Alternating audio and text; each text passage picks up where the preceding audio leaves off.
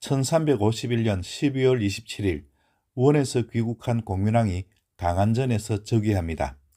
당시 대륙에서 한족이 반란을 일으켜 원나라가 흔들리고 있었습니다.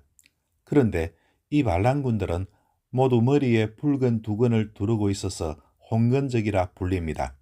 원을 몰아내고 명나라를 세운 주원장도 홍건적 출신입니다. 참고로 지금부터 17년 후에 주원장이 명나라를 건국합니다. 이때 원나라든 고려든 해안가에는 왜구들이 들끓었습니다. 고려 국내에서는 부원배와 권문세족이 설치되어 백성들의 삶이 고달팠습니다. 부원배는 친원파를 말하는 것이고 권문세족은 기득권을 가진 지배층으로 생각하면 되겠습니다. 이처럼 국내외가 어수선한 시기에 공민왕이 즉위합니다. 공민왕이 즉위해서 먼저 서두른 일은 정방 폐지였습니다. 무신정권 시기에 정방에서 인사행정을 담당해 왕은 허수아비 신세나 마찬가지였습니다. 무신정권이 사라지고 난 뒤 정방은 국가기관으로 종속되었습니다. 그래도 왕권을 강화하고 싶은 왕의 입장에서는 찜찜할 겁니다. 그래서 공민왕이 없앱니다. 그러나 슬그머니 다시 살아났다가 없어졌다가 하는 과정을 거치면서 끈질기게 존속합니다. 나중에 이승계가 위화도에서 회군하고 난 뒤 완전히 혁파하게 됩니다. 또 하나 서두른 정책은 원의 풍습인 변발과 호복의 금지였습니다. 그러나 아직은 친원 세력이 강성할 때여서 이 정책은 제대로 시행되지 않습니다. 대표적인 친원 세력이라고 하면 원황제의 처남들인 기철 형제가 됩니다. 공민왕이 즉위하자마자 바로 원과 맞선 것은 아닙니다. 원나라가 약해지긴 했으나 엄연히 대륙의 주인입니다. 고려는 그 속국입니다. 공민왕이 자주 고려의 꿈을 가지고 있어도 처음부터 원나라를 몰아낼 힘은 없습니다. 공민왕은 착실하게 선정을 펼치며 힘을 길러갑니다. 학문부흥, 혹형금지, 고리금지, 숨은 인재 찾기, 관직을 줄여 녹봉을 늘릴 것, 태풍과 홍수 피해 지역, 조세 면제, 공민왕이 즉위 초기에 펼친 정책들입니다. 그런데 즉위 10개월 만에 고려에 큰 변란이 일어납니다. 1352년 9월 29일 조일신이 난을 일으킵니다. 전체가 길어 기록의 앞부분만 올리겠습니다. 참고로 제가 여기에서 올리는 모든 기록은 고려사와 고려사 저료에 나오는 것들입니다. 이 기록에 기원이 등장하는데 기철의 동생임을 미리 밝힙니다. 그러면 기록을 보겠습니다. 조일신이 밤에 전찬성사, 정천기 및 최화상, 장성량 등과 함께 길거리의 악소를 모집하여 기철, 기륜, 기원, 고용보, 박도라대, 이수산 등을 제거할 것을 모의하고 인원을 나누어서 그들을 체포하게 하였는데 다만 기원만을 잡아서 목을 베고 나머지는 모두 도망갔다. 다음으로 이어지는 이야기를 줄이면 대략 이렇습니다. 기철을 놓치고 난 뒤 조일신이 공민왕이 있는 궁으로 달려가 숙직하던 최덕림 등 여러 명을 살해합니다. 이어 공민왕을 협박해서 조일신 자신은 우정성이 되고 정천기를 좌정성으로 임명합니다. 좌정성은 나중에 시중, 즉 조선시대로 따지면 영의정입니다. 그리고 나머지 무리에게도 관직을 나누어줘서 정권을 장악합니다. 이틀 뒤인 10월 1일에 사태가 이상하게 변합니다. 조일신이 느닷없이 최화상을 죽이고 정천기를 감옥에 보냅니다. 그 공으로 자기가 좌정성이 됩니다. 정천기는 다음 해에 원나라 사신에게 사형당합니다. 계속해서 조일신은 공민왕에게 최화상을 비롯해 그 무리가 난을 일으켰다고 주장하면서 몇몇 관련자를 사형에 처하게 합니다. 조일신이 정권을 잡고 난 뒤 변란을 일으킨 죄를 자기 무리에게 전가한 것입니다. 그 이틀 뒤인 10월 3일 공민왕이 거처를 단양대군의 집으로 옮깁니다. 이때 이인복을 만나서 의논합니다. 이인복은 훗날 정권을 잡는 이인임의 형입니다. 이인복이 잘못하다가는 원황제로부터 해를 당할 수 있다고 공민왕에게 충고합니다. 이 말을 듣고 공민왕은 조일신을 처단하겠다고 결심합니다. 다음 날인 10월 4일에 공민왕이 정동행성에 가서 조일신 몰래 원로들과 의논합니다. 정동행성은 원나라가 고려 내정을 간섭하려고 만든 관청입니다. 그 다음 날인 10월 5일 공민왕이 또 정동행성에 행차합니다.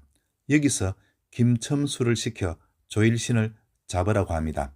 김첨수가 조일신을 행성 문 밖으로 끌어내어 목을 뱁니다. 이렇게 조일신의 난은 7일 천하로 끝납니다. 전체를 요약하자면 다음과 같습니다. 조일신이 기시 세력을 제거하려고 했지만 실패했다. 실패하고 나니까 내친 걸음이다 싶어 왕을 협박해 정권을 잡았다. 이어 그 죄를 동료들에게 덮어씌웠다. 그러나 결국 7일 만에 붙잡혀 죽임을 당했다. 여러분, 뭔가 좀 엉성하지 않습니까?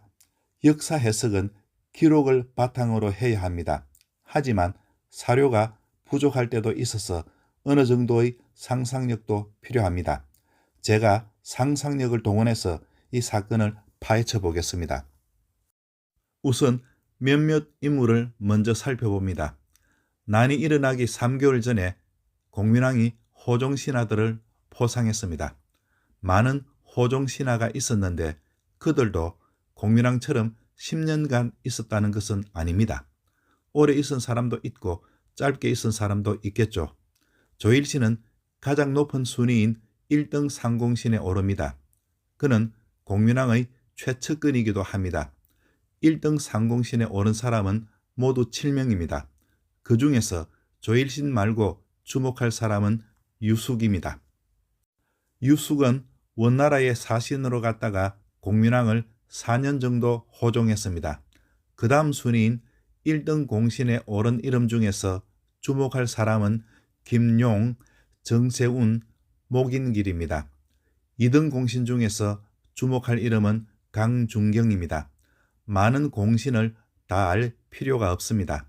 다만 제가 방금 말한 인물들 정도는 알아두면 공민왕을 파악하기가 쉽습니다. 호종 공신들은 3등급까지 나누어져 토지와 노비를 포상으로 하사받았습니다.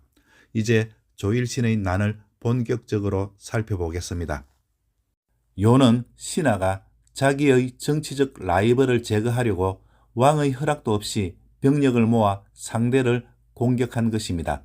예를 들면 조선 건국 후 정도전이나 하륜이 이승계에게 알리지도 않고 서로 죽이려고 했다는 뜻입니다. 과연 이런 일이 가능하며 또 이런 예가 있었습니까?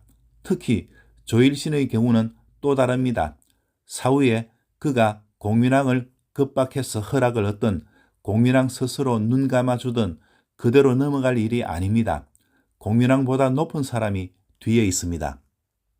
기철은 원순제의 처남입니다. 기철을 죽이면 원순제나 기황후가 가만 보고 있겠습니까? 공민왕이 봐줘도 소용없습니다. 조일신을 기다리는 건 죽음뿐입니다. 그렇다면 무슨 배짱으로 조일신이 기철을 죽이려고 했겠습니까? 그럴듯한 상황은 한 가지가 있습니다. 조일신이 철저한 반원주의자, 요즘으로 쳐서 철저한 자주독립투사라면 가능합니다. 하루빨리 원의 간섭에서 벗어나야 하는데 젊은 왕이 미적대는 것 같아 조일신이 선수를 쳤다. 그렇게 하면 말이 됩니다. 조일신이 먼저 기철 일당을 제거한 뒤 공민왕을 설득하거나 협박해서 이미 엎질러진 물입니다. 이제 원나라의 간섭에서 벗어나야 합니다. 이 정도 이야기라면 그런 대로 통한다는 겁니다. 하지만 그런 것 같지는 않습니다. 그럴 것 같으면 같이 그 사이에 나선 대원들도 어느 정도 품격이 있어야 합니다. 길거리의 악소를 모집했다고 기록되어 있습니다. 사전에서 악소는 성질이 고약하고 못된 짓을 하는 젊은이로 나와 있습니다.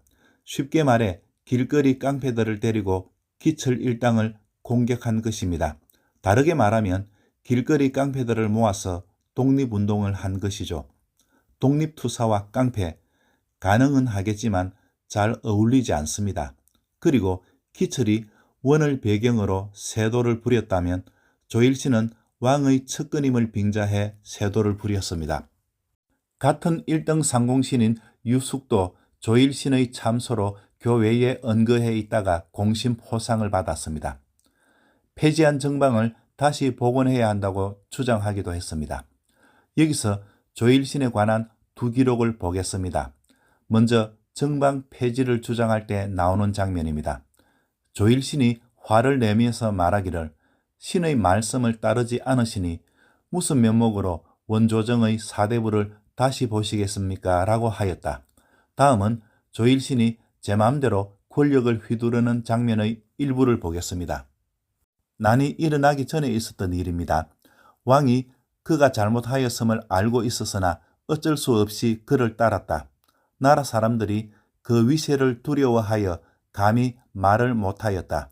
그가 정권을 희롱하여 제멋대로 오로지 한 것이 이와 같았다. 조일신의 방자한 행동이 이 정도였습니다. 기철은 또 어떻게 했겠습니까? 조일신 역시 부원배라고 할 수 있으며 전형적인 기득권자입니다. 다음 편에서 조금 더 따져보겠습니다. 좋아요와 구독을 부탁드립니다. 감사합니다.